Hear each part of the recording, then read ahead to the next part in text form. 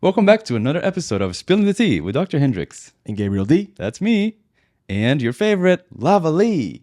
Uh-oh. She evolved. She evolved. We don't have a new name for Lava Lee yet, so we'll just be referring to the board as Lava Lee. But we wanted to try something a little bit different. We have done many videos and gotten a lot of advice from you all about how we need to do some sort of diagram or pictures to help people understand certain things. And so this is our attempt at doing such. I'm not quite an artist, but I'm working on it. So It looks great. We're going to go through a topic today on how an erection occurs. We already talked about this a million of times, but finally we're going to give you guys some images, pictures. And we've drawings. talked about it in a little bit more of a theoretical way. Now we're going to get into some nitty-gritty details. Some people may not find this interesting because it is a little more scientific, a little bit more Science. into the biology, but maybe you'll find it interesting. Let us know in the comments below if you like this type of content. We'll make more for you. Yeah. This is also meant to be a little more relaxed. I'm in my comfy clothes. Yes. We have some pointers here so we can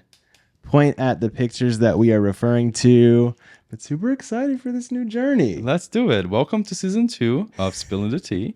And we're going to be using Lava Lee more. Yeah. Because now she is going to be a source of Information, Yes. education, transparency, and study. woody, hard-on, boner, whatever you want to call it. Creating an erection is quite a complicated process, and a lot of people don't know that. So I kind of wanted to walk through each step-by-step sort of area in which things need to go right in order for you to have a successful liftoff, so to speak. Yeah, let's do it. I feel like we're back in school and I am ready to learn everything about erections tonight. And speaking of liftoff, you can think of an erection kind of like a rocket ship. There are a lot of certain things that need to go correct in order for a successful launch. I guess this is rocket science. Well, it's not exactly rocket science, but there are as many complicated sort of areas in our body that do need to be successful in order to get that successful rocket. Let's start with the materials that keep the penis strong. Can you tell me more about these structures? So the penis is composed of 3 main structures. So you can see here, 2 are going to be side by side, and then 1 is underneath. The 2 that are side by side actually contain the blood that fills up when we form an erection. The one underneath contains the urethra, so that's basically the pee channel. And so all of them together basically forms the shaft of the penis. The one underneath also gives rise to the glans head of the penis. So as you can see here, that one is going to end right where the head of the penis starts. So the shaft cylinders are actually called the corpora cavernosa, as I have written here, and that actually translate in Latin to bodies filled with hollow spaces. And this is really important because those hollow spaces are going to come into play later. Interesting. And these cylinders are actually surrounded by some of the strongest yet most flexible tissue in the body. It's called the tunica albuginea, depending on how you pronounce it. That's how I pronounce it. And what's interesting is in Latin, that comes from the same sort of tunic that we think about. Of course, this was popular in Roman times, so that may be the reason why it's related. But it's like a tunic, right? It kind of goes over in a sheath and supports both of those cylinders to make sure they stay strong yet flexible. Wow. I definitely did not know that. So thank you. Well, yeah, so right now it's all sounding like a bunch of random words, but hopefully it'll start to make sense once we get a little bit farther in the lecture. And so how does the penis get pumped? So these special tissues in the penis actually allow it to expand almost like a balloon, but at the same time, it's able to get firm enough and rigid enough like a tire. So of course, we're not filling up the area with air, we're filling it up with blood, but it is very flexible in that sense that it's able to collect that amount of volume and expand. In fact, as it expands, it can double to almost quadruple or even 5 times increase its size as the blood rushes in. It's crazy. I think that explains a little bit why some people are growers and why some people are showers. Ah, you must have read the lecture because we're going to get into that. I came ready. So penises on the lower end of the ability to expand would be considered showers, and people on the larger ability to expand would be growers. That being said, if you're walking in the gym and you see someone that is hanging a bit low, that would be considered a shower. As the blood rushes into their penis, it's unlikely it's going to make a dramatic response. In comparison to a grower who maybe is a little more shy or doesn't like to show off as much until it's erect, then they're able to say, hey, look what I got hanging out here. I'm sorry, I'm just a grower. Give me a minute. And I guess those differences are genetic. Yeah, I mean, it's just person to person.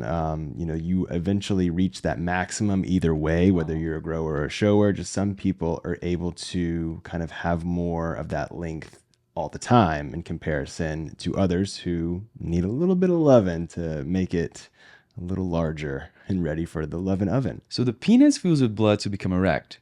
Why does the blood not leave the penis through veins? This is a great question. So I've made this diagram here, and as you can see, here are two versions of the shaft. One is not erect. This one is erect because you can see it's bigger in the corpus cavernosa.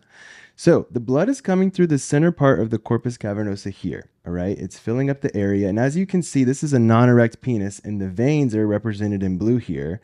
The blue shows that they're open. So the blood is coming in, and it's also leaving right through those veins.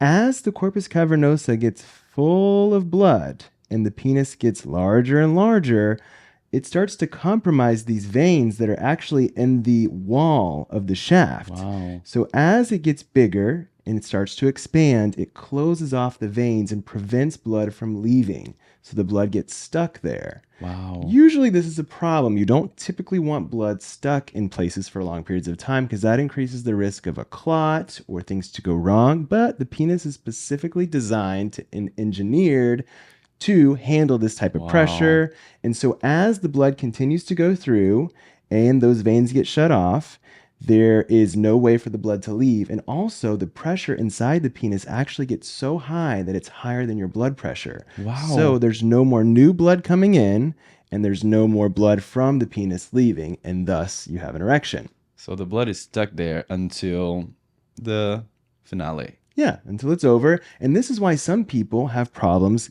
getting an erection because they have weak veins.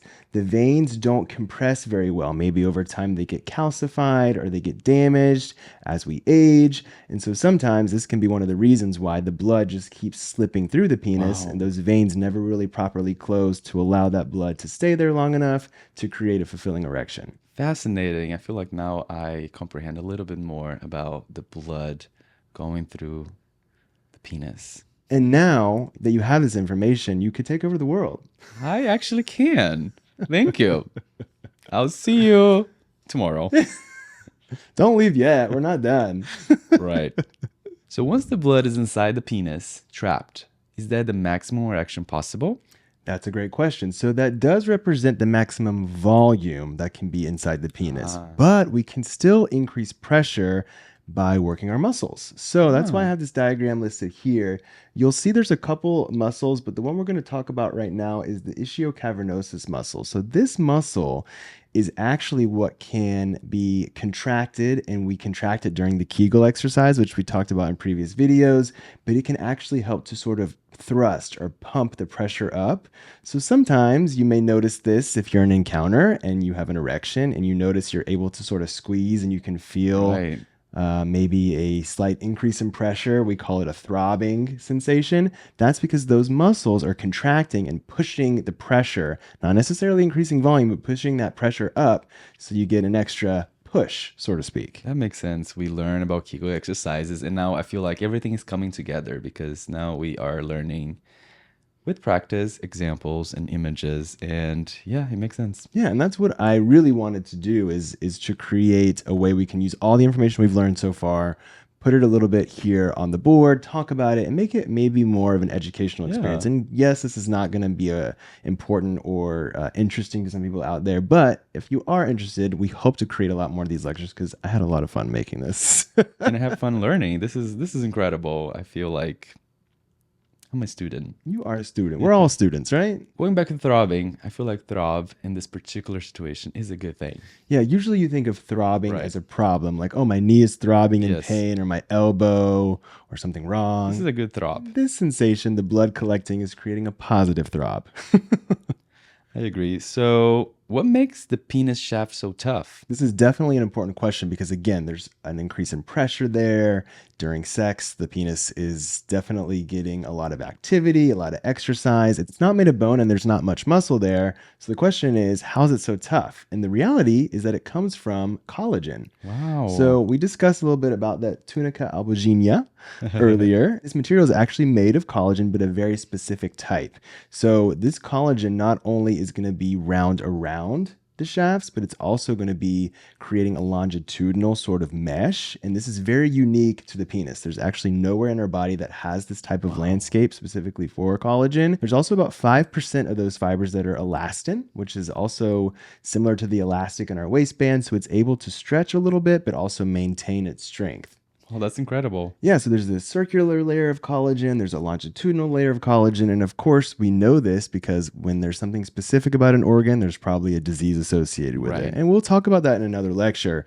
But the final result is going to be this elastic yet very durable and strong material that allows the penis to withstand, a high pressure situation. It doesn't bend or buckle under ramming. So it's quite strong and quite flexible.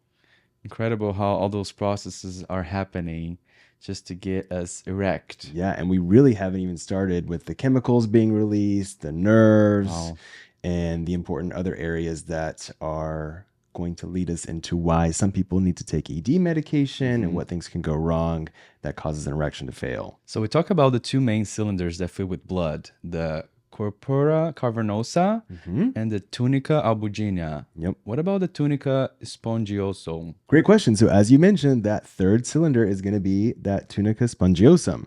So this is the cylinder that surrounds the urethra.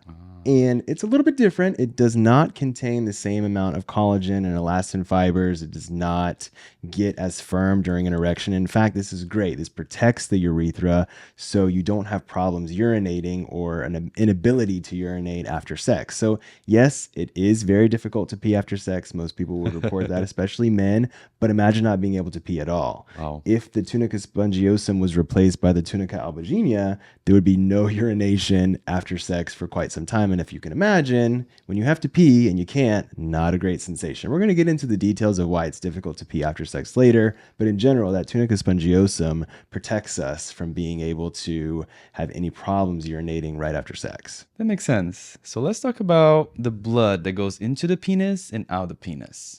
What is important to know? So the blood vessels are like the hydraulic lines of the penis. The arteries move blood in, branching off from larger vessels from the pelvis and the legs. And the smaller branches then move actually underneath our butt cheeks, towards our pelvis, and into the genitals, or the penis for men. Interesting. They branch off into different areas of the penis. Two on the right and left, of course, go into both of those cylinders. And then there's going to be two other arteries that go on top of the penis, one of them, and then the other on the side of the penis. And speaking of all this anatomy, I'm not sure how many people know this out there, but did you know that as long as your penis is on the outside, it actually goes equally in distance inside? I don't understand. So as you visualize your penis and what's available to you on the outside, that same length goes inside you. The same length. You basically see half of it. The other half is inside. I understand. So it's like actually double of the size. Exactly. So some of you out there who've been talking about your penis size, you're actually correct. And then others, you can maybe double it next time you are asked. Well, technically, scientifically speaking, yes, the penis that we see, as we just learned here, is just half of it. You're just getting the tip. half the facts. Exactly. So I can imagine the arteries going into the penis are very small. Yes. So the arteries going into the penis are some of the smallest in the entire body. They're about 1 millimeter in diameter. In comparison, the vessels of the heart are about 5 times larger. So those vessels that are constantly giving blood to our heart and often are known to be damaged and result in a heart attack, much, much smaller vessels are in our genitals and supplying the tissues with the necessary blood to create an erection. This is why many patients that present with erectile dysfunction symptoms, they have issues with their heart as well, right? It can be a red flag that, hey, this may be also present in other areas of your body. This is often why when you are concerned about your erections and you do believe that it's related to your vasculature, that you also talk to your doctor about your heart health. It can be a great indicator that something is going wrong with your heart as well. Interesting. I guess they're correlated, connected, linked together. Right. Just like we hear when we do yoga, Yeah. everything is connected. Well, with your circulatory system, everything is connected. If there's something going wrong in a small vessel here, there's something going on in a small vessel there. So it's very important that you're on top of those things, especially if you have cardiovascular disease or high amounts of cholesterol in your diet. The good thing is, like you said, the arteries in the penis are much smaller. So if you have any issues with your erection, that's a sign that you need to fix something, right? Right. But you can fix easily maybe with ED meds or diet or exercise activity because you don't want to have issues with your heart. Exactly. So if that blood flow is not working well in your genitals, yes, ED meds can be really helpful to prevent that from being a problem in the bedroom, but it's an indicator that you need Right. to make changes with that Changes. diet and exercise. That makes Absolutely. sense. Does blood only flow into the penis during an erection? So, like all tissues, blood is always flowing into the penis. It just changes the amount of blood and the pressure depending on the circumstances.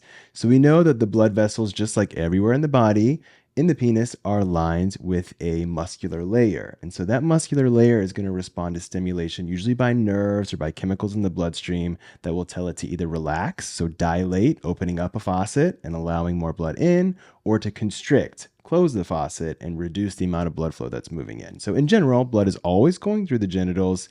It's just going to be dependent on what the mood is in regards to how much blood is Yes. flowing there. So the widening and narrowing of these blood vessels are under the response of something called the sympathetic nervous system. So this nervous system is not under your conscious control. It's constantly creating a response based on your environment, based on what's going on in your brain. And it's sort of like the traffic cops that determine how much blood flow is going to be moving in which direction. The traffic cops of the body. Exactly. And sympathetic nerves run through all blood vessels throughout the body, not just the penis. And they typically release something called epinephrine or norepinephrine. You can also consider this as adrenaline. And what that does is it will work on the particular muscle cells and determine whether or not blood flow needs to be shunted or blood flow needs to be increased. This, of course, is going to depend on where those blood vessels are. So I've heard that adrenaline is bad for erections. Is it true? Yeah, so let's get into that a little bit deeper. So again, adrenaline can be something called epinephrine or norepinephrine. Typically, if it's released by a nerve, it's called norepinephrine. And if it's released by your adrenal glands, which are two little fat globules that hang out on each kidney, that's typically going to be the epinephrine or adrenaline. And so once this enters the bloodstream, it's going to tell those blood vessels, hey, we need to respond because there's something critical happening. Usually this spikes under a massive amount of stress. And so what your body's going to do is shunt blood towards the most essential organs. So the liver, the heart, making sure you're staying alive, your brain. And what it's going to also do is shunt away blood from areas that are not critical, like your fingertips. Maybe this is why you get cold fingers when you're under stress, or your toes, or of course, your penis. Because if you're being chased by a saber-toothed tiger, you don't really need to have an erection at that time. Yes, not at that time because that time you just need to run. Exactly. So adrenaline is going to expand the lungs. It's going to help the heart beat faster. And it's going to tell you, hey, let's save this erection for another time. For a more appropriate time. Exactly. And this adrenaline rush can happen at any time, depending on the circumstances. Granted, back in history, a saber-toothed tiger or something physically, coming after you would trigger the release. But now we live in modern times. So things like stress, deadlines, anxiety cause the same exact release into your bloodstream. We learned this recently that now that we don't have to hunt, we still have the stress, right? So the stress is present in your daily lives throughout the whole day. Before, the stress was only when we're hunting and there was an animal that we had to run. But now the stress is present. Exactly. And your biological systems don't know the difference. They can't realize what's going on outside your body. They just respond to that stimulation. So your penis doesn't know if you're being chased by a tiger or if you're just late for a deadline. Either way, it's not going to respond and it's going to move blood into a different direction. The poor penis. So if your ancestor was casually hanging around the cave, about to get started, and then sees a tiger, they're going to lose that erection and start running away, just like if you are in a similar situation, but in modern times. So imagine you are about to engage in intercourse, you get stressed, that stress causes you to lose your erection. Then next time you try to do it again, and that stress presents itself again. Because Right. it says, hey, what if it doesn't work like it didn't last time? Right. Again, adrenaline release, erection is gone. Crazy. It's all in your head. It's all in the head and the adrenal glands. So let's talk about the stitches that allow blood to pump up the penis. Is it like a sponge? That's right. For an erection to occur, blood has to move through all those small arteries that initially come out of the main artery here in the corpus cavernosa and move blood into all these little small holes here that almost look like sponges. And that allows the blood to accumulate there to create that increase in pressure. That makes sense. And each tiny space is actually lined by two special layers. The first being something we call the endothelium. And so this is the layer of the actual blood cell. This is the most important layer because without the endothelium, the blood would move into the area and clot. But the endothelium, these particular cells, allow that blood to maintain its viscosity by releasing certain chemicals and ensuring that it knows, hey, we got you covered. You don't have to worry. If there were no endothelium cells, or if this was a giant sort of space that blood would fill, blood would move into the space of those columns.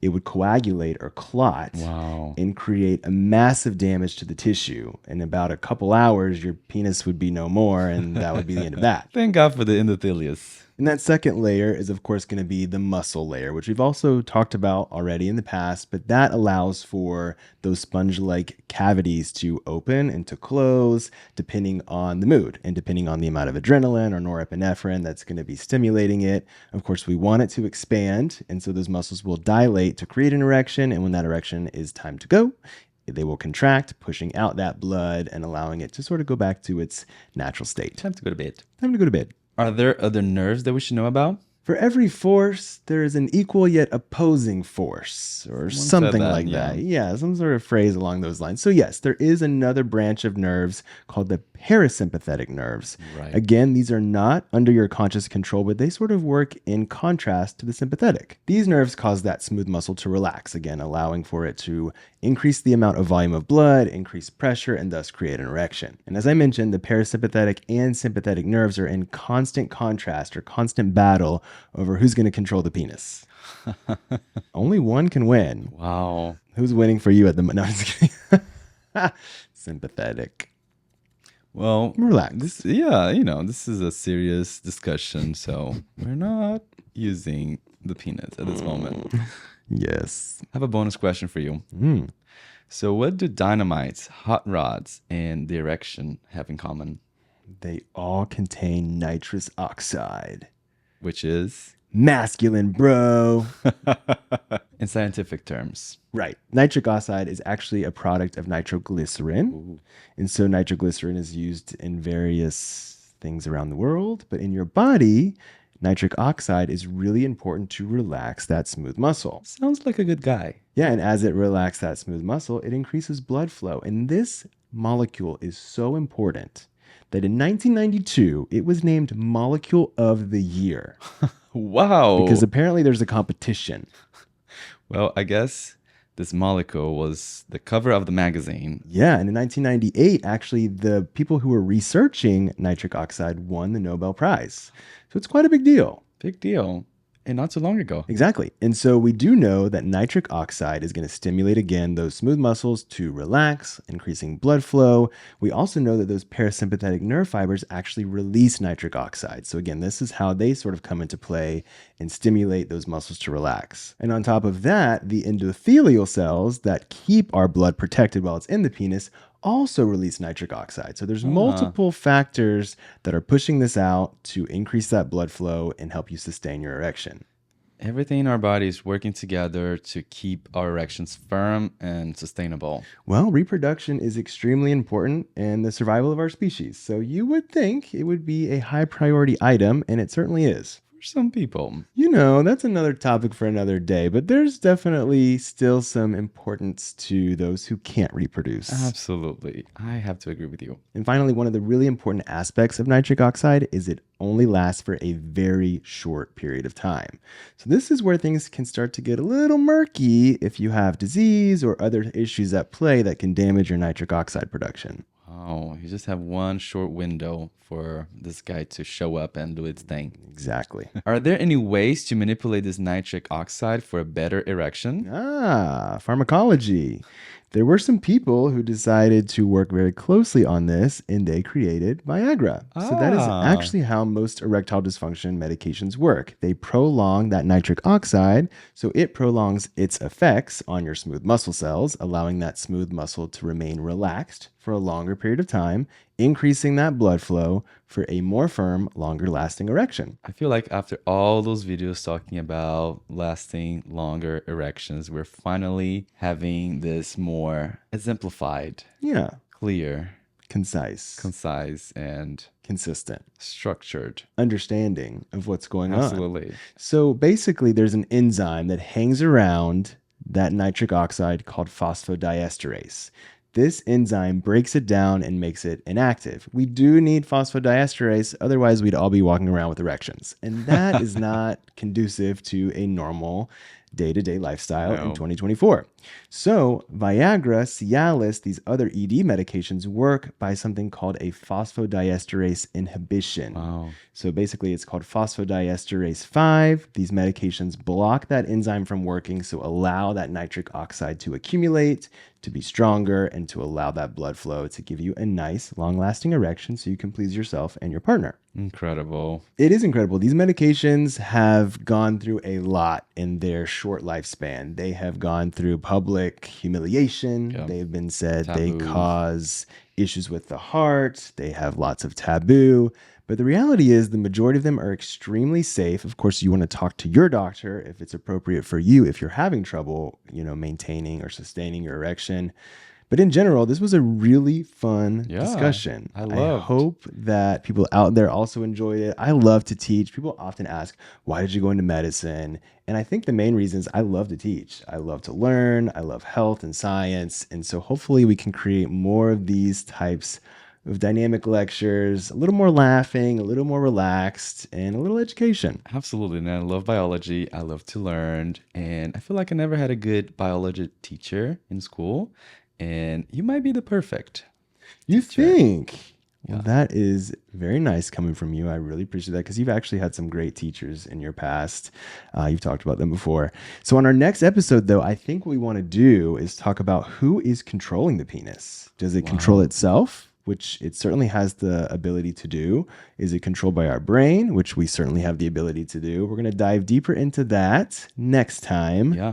But until then...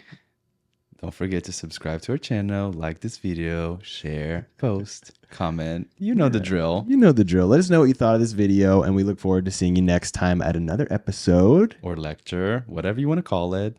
Bye. Bye. What about the tunica spongiosum? That was good. I feel like this is Harry Potter. Avada Kedavra!